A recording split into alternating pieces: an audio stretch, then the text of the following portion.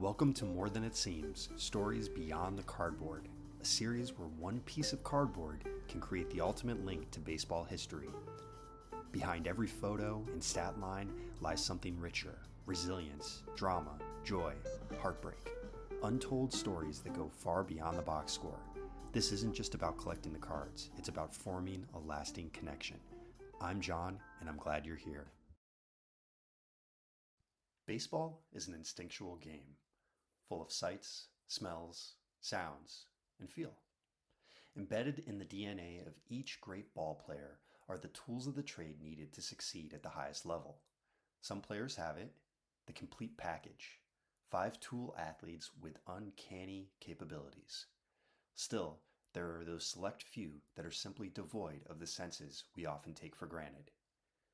Today, we're talking about one of the most inspiring players ever to step on a big league ball field. His name is Curtis Pride, and his story isn't just about baseball. It's about determination, breaking down barriers, and reminding us that sometimes the game is about much more than the final score. As pictured in his 1994 Pinnacle rookie card, all Pride needed was a piece of pine to show the world he could rise above his limitations. Curtis Pride was born in 1968 in Washington, D.C., and right from the start, his life looked different than most ball players you've ever studied, because Curtis was born deaf. Doctors told his parents that he had been born with congenital rubella syndrome, which left him with a profound hearing loss. For many, that would have been the headline of their story, the challenge they simply couldn't overcome. But for Curtis, it was just the starting point. Growing up, sports were his language. He excelled not just in baseball, but also in soccer and basketball. In fact, his athleticism was so impressive that he eventually represented the United States in international soccer competitions as a teenager, including on the 1985 FIFA U16 World Championship team. Imagine that. Before he ever made it to the majors, he was already representing the country on the soccer pitch. Not bad for a teenager who was told he might not ever keep up with the world around him, right? But baseball was always pulling him in. He played at the College of William and Mary, where he was a two-sport athlete, baseball and basketball, and did both at an incredibly high level. Scouts took notice of his baseball talent. He had speed, he could hit, and he played with a grit that left an impression on everyone around him. After the New York Mets drafted him in the 10th round of the 1986 draft, he quickly signed a professional contract and began the grueling grind of the minor leagues. Now think about that for a second. Minor league baseball is tough enough as it is. Long bus rides, low pay, lingering nights trying to prove yourself. Curtis had all of that, plus the challenge of navigating a world where communication was already a barrier. Coaches sometimes doubted whether he'd be able to understand signs or follow plays quickly enough, but Curtis kept proving them wrong. He read lips, relied on instinct, and showed that talent and hard work doesn't always fit into neat little boxes. After spending 6 seasons in the minors, while also committing to a rigorous college schedule during the offseason, he signed with the Montreal Expos as a minor league free agent. He quickly rose through the organization, working his way up from AA Harrisburg, and in 1993, his magical moment finally came. Montreal called him up, making him the first deaf player to appear in the majors in more than 50 years, since Dick Cepek in 1945. When Curtis stepped onto that field, it wasn't just another debut. It was history. His first hit came against the San Francisco Giants on September 17, 1993, a resounding pinch hit double that scored a run.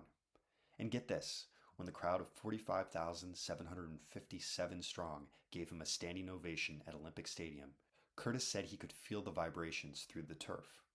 He may not have been able to hear the roar in the same way most players do, but he could feel it.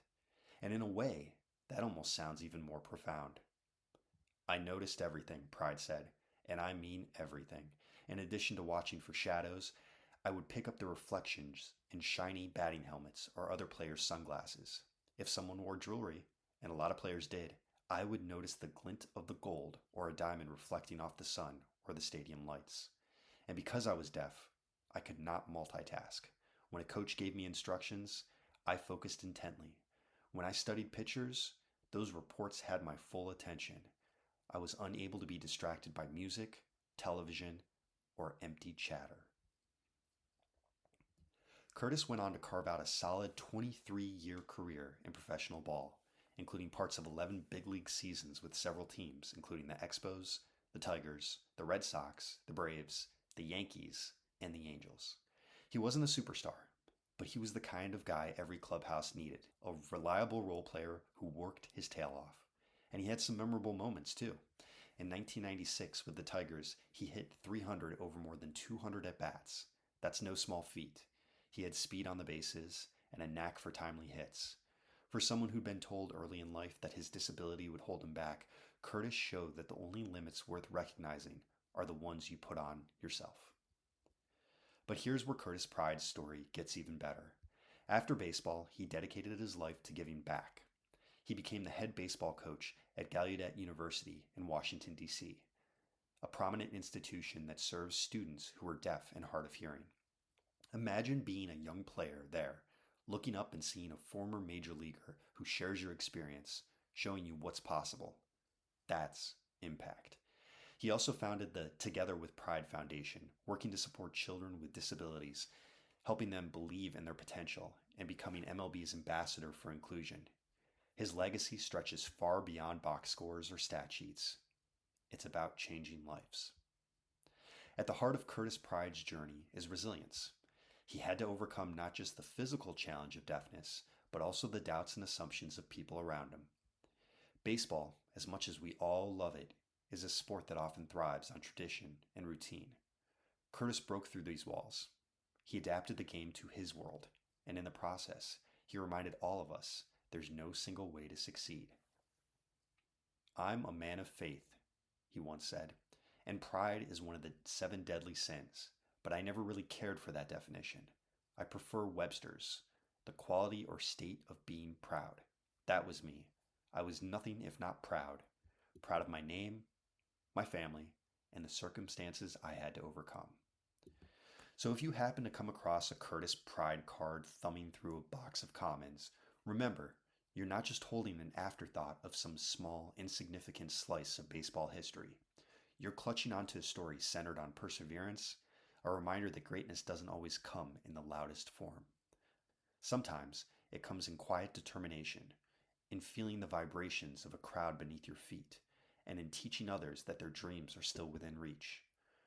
Curtis Pryde may never have a plaque in Cooperstown, but his story belongs in the Hall of Inspiration. If you're interested in learning more about Curtis's profound baseball journey, his book, I Felt the Cheers, The Remarkable Silent Life of Curtis Pryde, was released this past February. This has been More Than It Seems, Stories Beyond the Cardboard. I'm John. Thanks for listening. If you enjoyed this episode, please like the video, leave a comment, and be sure to subscribe. And as always, remember, the numbers on the back of the card never tell the full story. It's always more than it seems.